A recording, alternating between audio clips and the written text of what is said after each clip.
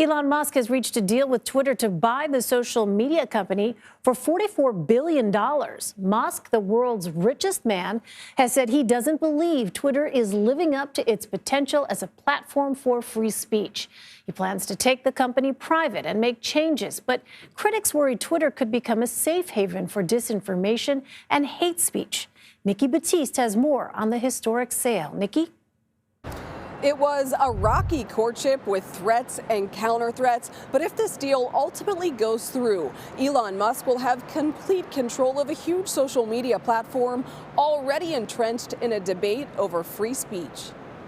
It took 11 days before Twitter's board unanimously approved billionaire Elon Musk's bid for the company. Immediately after, Musk tweeted to his nearly 84 million followers, "Free speech is the bedrock of a functioning democracy, and Twitter is the digital town square where matters vital to the future of humanity are debated."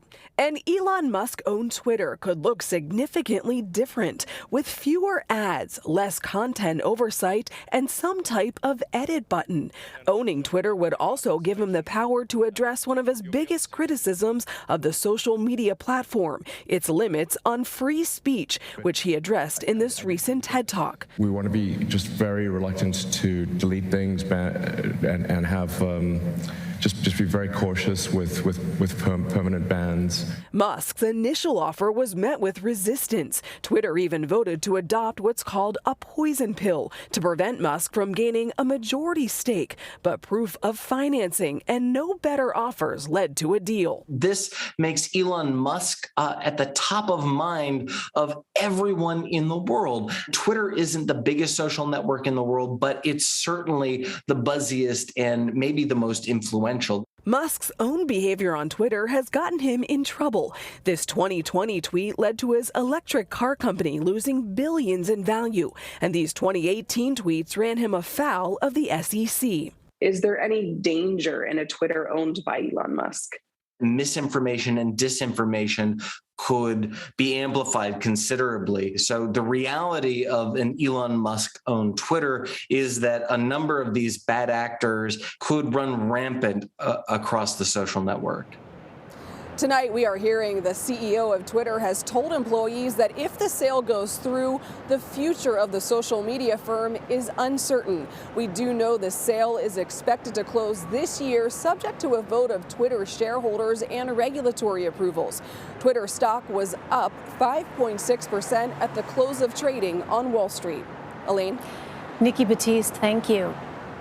For more, I'm joined by David Kirkpatrick. He's the founder and editor-in-chief of Techonomy Media, which reports on tech's impact on business and society. David, welcome. Thanks for being with us. Elon Musk has called Twitter a digital town square, but now that square will be controlled by one person, him. What are the potential positives and negatives for users and for the company now that this sale is happening? Well, given that it is him and given that he is so driven by whimsy and so unpredictable, that is a very difficult question to answer. I mean, when have we ever seen, well, first of all, this is the biggest buyout of a public company in many years, and it was done by a guy who priced it to refer to marijuana. The price includes the 420, which is a signal about marijuana. Come on. I mean, this is the kind of guy we're dealing with. You can't predict what he's going to do. The thing that interests me, though, I think, is that if it was really a great financial deal, there would have been other bidders probably who would have potentially come in as white knights kind of thing. But in reality, he's paying a high price for a service with plans on his part that don't necessarily, in my opinion, suggest that he'll be able to make a big profit and make it grow from here. Because a lot of the things that he's talking about doing and the things your earlier guests were discussing could very well reduce the commercial viability of the service. There's a lot of things he could do and that he sounds like he's interested in doing that could be problematic for Twitter as a business. Some of them might be very good for it as a platform for conversation online. There's some things he's proposing that I really like, but some things I think could be very risky. So let's talk a bit more about that online conversation. Twitter, of course, has played a big role in elections and social movements here in the U.S. and in countries around the world. How do you see Twitter factoring into those sorts of things once Elon Musk is in control?